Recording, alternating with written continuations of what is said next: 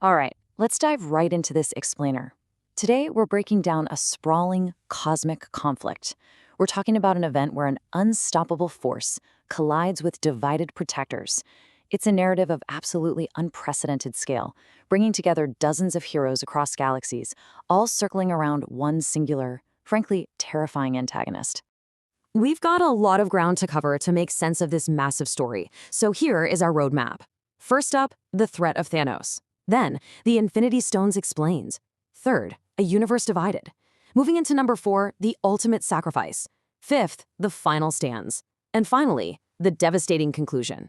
Let's get into it. So, starting with Section 1, the threat of Thanos, a madman's mission. To really understand this tragedy, we have to look at the existential threat arriving on the wreckage of that Asgardian refugee vessel. Thanos operates under this incredibly grim, unwavering philosophy. And the crazy thing, he doesn't view this devastation as suffering. To him, it's salvation. As his lieutenant literally tells the dying people around them, they have the privilege of being saved by the great Titan. Thanos genuinely believes he is the absolute only one with the will to act on this undeniable truth. And his ultimate goal? It's exactly 50%.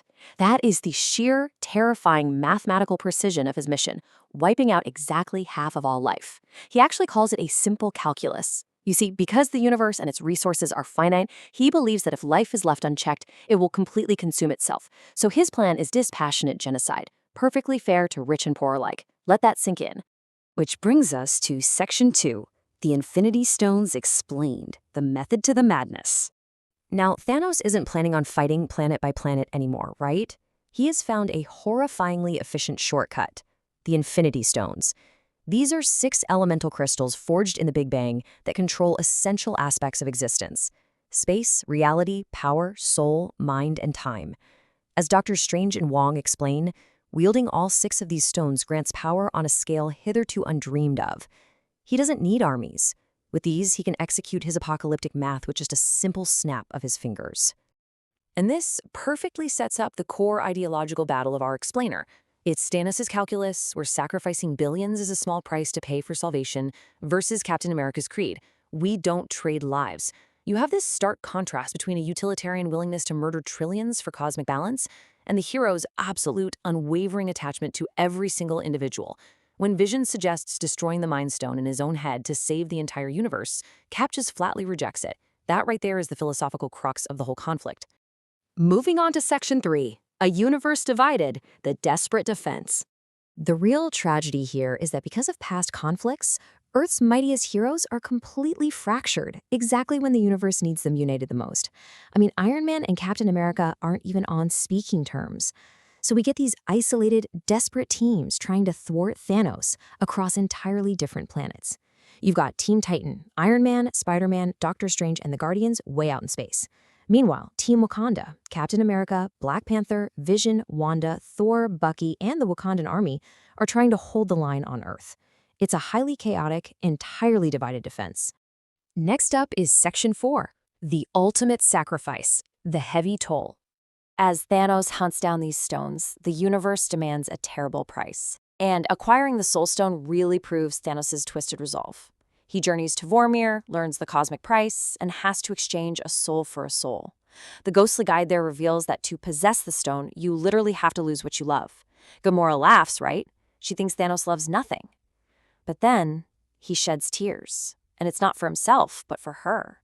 He throws his own daughter off the cliff because he believes he absolutely cannot ignore his destiny. It's an incredibly chilling moment that shows just how far his madness goes. All right, Section 5, the final stands, Titan and Wakanda. The narrative hurtles toward its climax with 2 frantic, simultaneous battles. And before the dust even settles, Doctor Strange looks into alternate futures and sees a staggering 14,605 possible outcomes.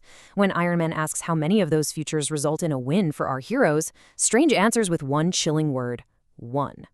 Just 1. To put that into perspective, that is an impossibly narrow margin of error. Now, the heroes fight valiantly, but human emotion deeply complicates everything. On Titan, they have this beautiful, coordinated plan where Mantis subdues Thanos while they pull at the gauntlet. It's working, but then Star-Lord loses control out of pure, raw grief for Gamora and ruins the whole thing. Over in Wakanda, the forces actually open their own defensive shields just to protect Vision, even with Thor making this totally devastating god-level entrance with his new weapon, Stormbreaker. Their attachment to individual lives makes them incredibly vulnerable to a man who has already sacrificed everything. Which brings us to Section 6. The devastating conclusion: Destiny arrives.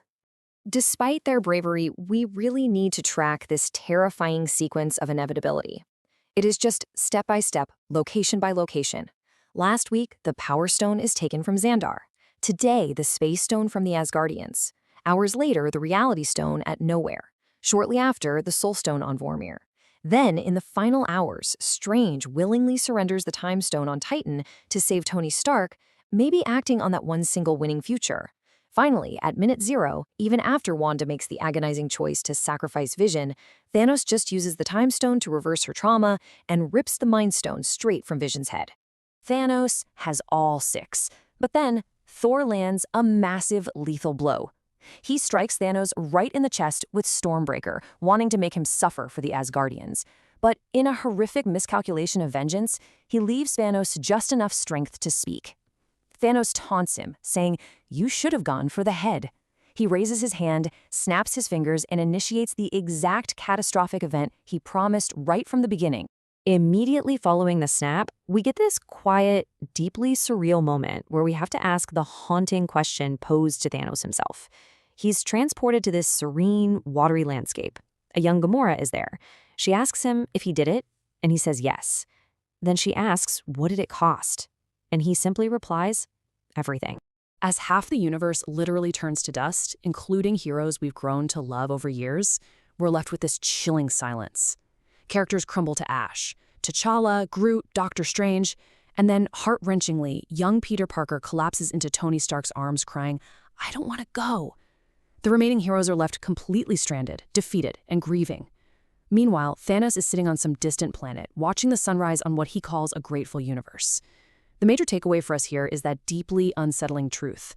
Sometimes all the courage and power in the world just isn't enough to stop a singular, inevitable destiny.